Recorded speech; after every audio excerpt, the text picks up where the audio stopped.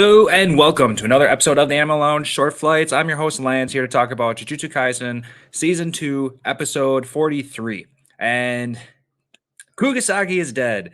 Let's just get right to it. Holy crap, was not expecting that at all. Um a lot sooner than I would have imagined any kind of main character dying. She's part of the original like OG set of 3 and now she's dead. Didn't see that coming, man. So we had Mahito. He was split into two, fighting both Kugisaki and Ichigo separately in like different parts of the city.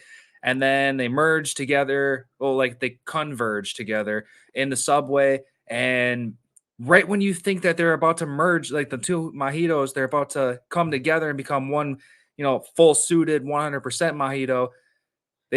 They kind of touch, and then he's able to touch Kugisaki's face, and then that's what's able to kill her.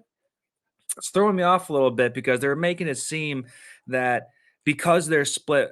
Oh, you know what? It was probably one of the copies wasn't able to do all the curse manipulation things like that to turn other bodies into bad guys, because the one Kugisaki was fighting couldn't do that, but the one that Itadori was fighting was still, messing with all the humans in there and turning them into like cursed monsters and everything. Because man, he was really messing with those humans in there too. Because he was stabbing them like shish kebabs and throwing them all in whatever direction. It was so crazy how little care he had for literally any other human in there. It was kind of comical. It was just funny in just general, so it was funny.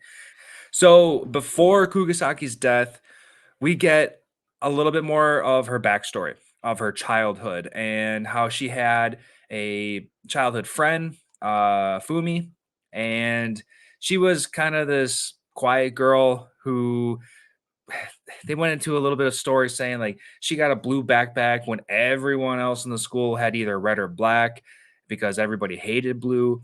And Kugisaki is that weird outcast who wanted to be weird and beat up all the other boys, so she has to trade for the blue backpack. So I thought that was kind of funny. So Fumi was essentially her best friend growing up, and then they ran into a older lady. I think they said she was 7 years older than her. Saori was just that nice person that gave them her time and gave them a place to hang out and feel welcomed.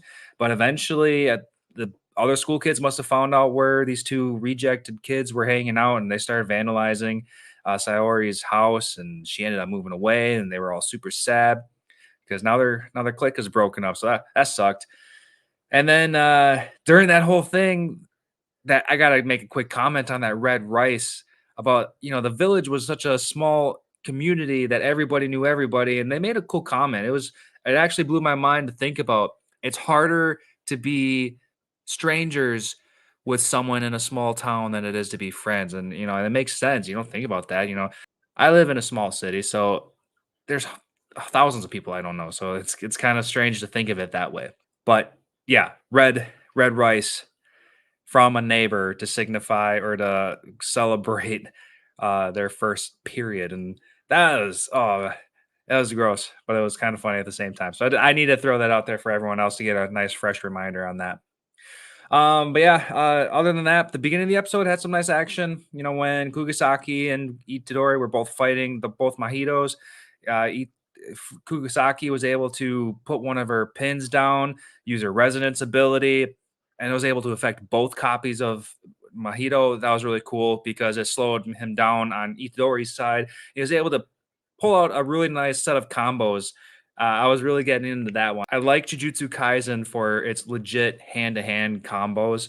So I really appreciated that little quick scene that Itadori had. But yeah, that's really the entire episode summed up. Kugisaki's dead. And I cannot wait to see how Itadori truly reacts to this. He had the last line where he just said Kugisaki in a very monotone, low voice, like he couldn't believe what he just saw. So like I get it, but I need to see him like lose his shit and really go after Mahito because he gave one of the copies a real nice hook. sent him to the wall, made his head splat against the wall. I thought that was fucking awesome. I want to see more of that. I want to see more anger. I just want to see anger, I guess. I want to see some real ass kicking over here. So let's hope we can get that. Thank you all for watching this episode with me. Please leave a like and follow us for all that amazing anime content because we're here every week. So please support us, and we'll catch you guys next time.